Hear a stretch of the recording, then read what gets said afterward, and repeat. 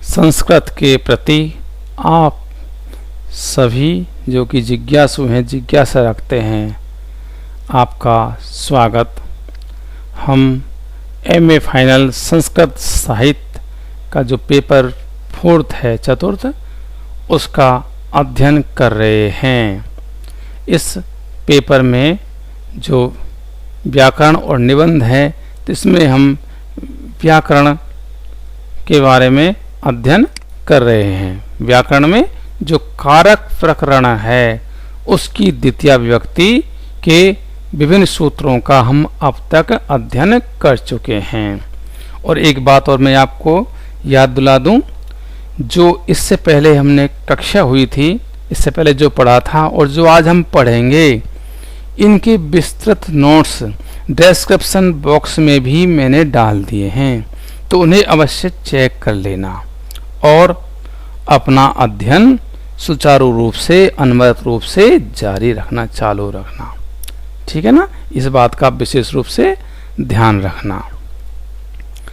तो देखिए, आज जो हम पढ़ेंगे तो वो वार्तिक हैं। पहले तो देखिए, पहला वार्तिक है जलपति प्रभृति नाम उपसंख्यानम। जलपति प्रभृति नाम उपसंख्यानम। ठीक है ना, तो ये सूत्र है। ये सूत्र क्या कहता है कि जल्प आदि धातुओं के योग में भी, जो हम सूत्र पढ़ चुके हैं, गति बुद्धि वाला सूत्र है ना, गति बुद्धि प्रत्यवसानार्थ शब्द कर्म कर्म काणा मणि कर्ता सेणौ। तो देखिए, जल्प आदि धातुओं के योग में भी गति बुद्धि, जो सूत्र है, इससे कर्म संज्ञा हो जाती है। ठीक है ना, यानी कि जल्प आदि धातुओं के योग में भी गति बुद्धि आदि सूत्र से कर्म संज्ञा हो जाती है। अर्थात जल्प भाष आदि धातुओं के अण्यंतावस्था के कर्ता ण्यंतावस्था में कर्म संज्ञक होते हैं। देख लीजिए कि जल्प भाष आदि धातुओं के अण्यंतावस्था के कर्ता ण्यंतावस्था में कर्म संज्ञक होते हैं। ठीक है ना, जैसे इसका उदाहरण हम देखिए, उदाहरण से और क्लियर हो जाएगा। उदाहरण है जल्पयति भाष्यति वा धर्मम पुत्रम देवदत्त है। जल्पयति भाष्यति वा धर्मम पुत्रम देवदत्त है। ठीक है ना, तो इसका अर्थ क्या होता है? देवदत्त, जो देवदत्त है, पुत्र से धर्म कहलवाता है। जल्पयति भाष्यति वा धर्मम पुत्रम देवदत्त है। देवदत्त पुत्र से धर्म कहलवाता है। यहाँ अण्यंतावस्था का कर्ता कौन? पुत्र। ठीक है, तो अण्यंतावस्था का कर्ता पुत्र की ण्यंतावस्था में कर्म संज्ञा हो जाती है, और फिर कर्मणि द्वितीया से इसमें द्वितीय विभक्ति होती है। ठीक है ना, देख लिया ना। तो यहाँ उक्त जो वार्तिक है, जलपति प्रभृति नाम उपसंख्यानम। ठीक है, तो जलपति भाष्यति वा धर्मम पुत्रम देवदत्त है। देवदत्त पुत्र से धर्म कहलवाता है, इसलिए यहाँ पर अण्यंतावस्था के कर्ता पुत्र की ण्यंतावस्था में कर्म संज्ञा हो गई, और फिर उसमें द्वितीय विभक्ति हो जाती है। किससे? कर्मणि द्वितीया से। ठीक है ना। अब अगला सूत्र देखिए, दृशेष्य, जो वार्तिक है दृशेष्य। तो दृशेष्य अर्थ देखिए इसका कि दृश्य धातु, जो देखने के अर्थ में आती है। तो दृश्य धातु का अण्यंतावस्था का कर्ता ण्यंतावस्था के प्रयोग में कर्म संज्ञक होता है। अर्थात दृश्य धातु का निच से पूर्व अवस्था का कर्ता निच होने पर कर्म संज्ञक हो जाता है। ठीक है ना, यानी दृश्य धातु का जो अण्यंतावस्था का कर्ता है ण्यंतावस्था के प्रयोग में कर्म संज्ञक होता है। इसका उदाहरण देखिए, दर्शयति हरिम भक्तान, दर्शयति हरिम भक्तान, भक्तों को हरि के दर्शन कराता है। दर्शयति हरिम भक्तान, भक्तों को हरि के दर्शन कराता है।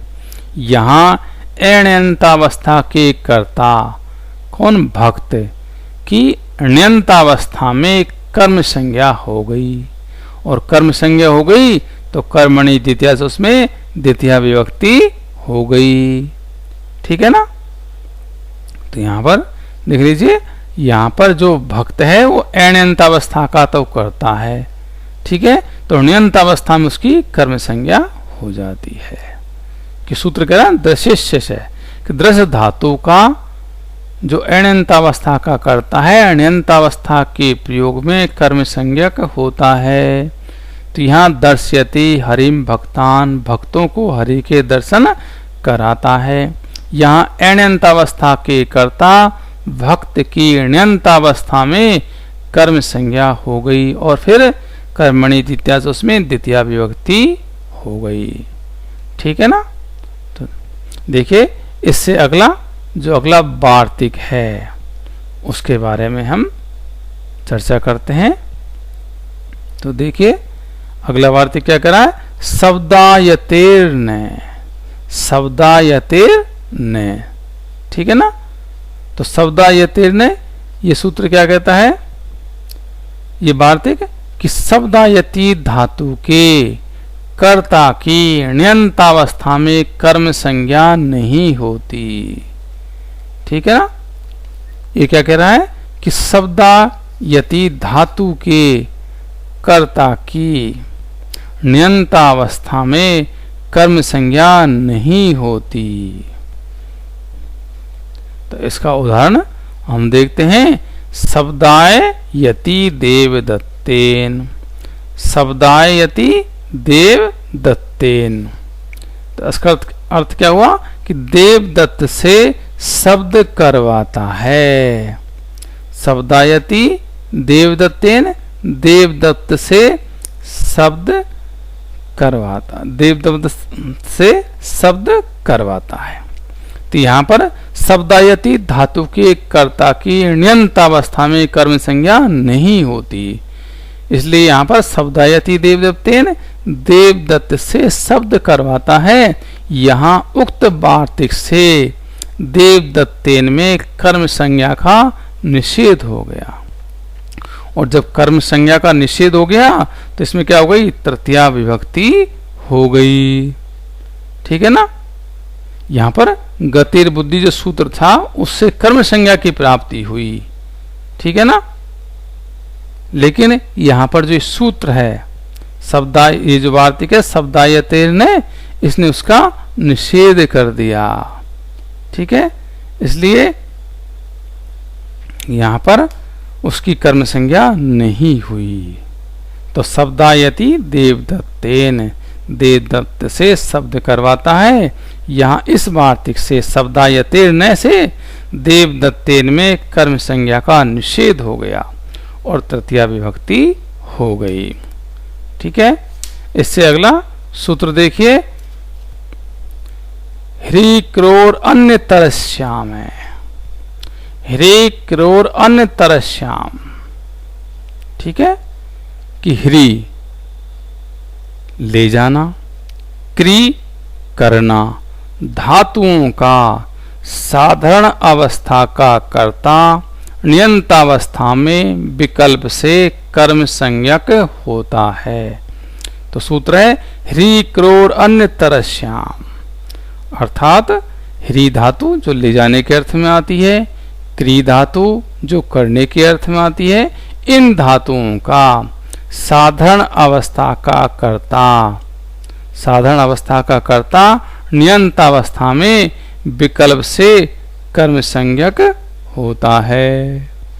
ठीक है, जैसे इसका उदाहरण है हार्यति कार्यति वा भृत्यम भृत्येन वा कटम, आर्यति कार्यति वा भृत्यं भृत्येन वा कटम, भृत्य से चटाई मंगवाता है या बनवाता है।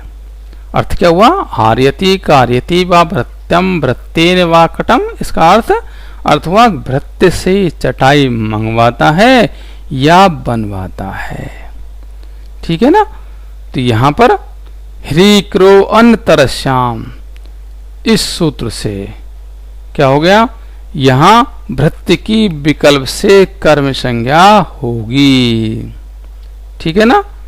इसलिए विकल्प से कर्म संज्ञा होगी तो कर्म संज्ञा अभाव में तृतीया भी होगी। इसलिए भृत्यम भृत्येन दोनों रूप इसके बनेंगे। ठीक है। तो ये करा ह्री धातु हो और क्री धातु हो, इनका साधारण अवस्था का कर्ता ण्यंत अवस्था में विकल्प से कर्म संज्ञक होता है। जैसा हम देख रहे हैं, हार्यति कार्यति वा भृत्यम भृत्येन वा कटम, भृत्य से चटाई मंगवाता है या बनवाता है। यहाँ पर ह्री धातु भी है, क्री भी धातु है। तो इसलिए उक्त सूत्र से भृत्य की विकल्प से क्या हो गई? कर्म संज्ञा हो गई। और जब कर्म संज्ञा भाव हुआ तो कर्म संज्ञा भाव में तृतीया भी होगी। अतः भृत्यम भृत्येन दोनों रूप इसके बनेंगे। ठीक है ना। तो देखिए, पहले भी मैंने आपको बताया था कि जो मैंने आज पढ़ाया है और इससे पहले जो पढ़ाया हम लोगों ने, इनके विस्तृत नोट्स डिस्क्रिप्शन बॉक्स में डाल दिए हैं। उन्हें आप अवश्य ध्यान करके चेक कर लें और अपना अध्ययन अनवरत जारी रखें, अध्ययन करते रहें। ठीक है ना।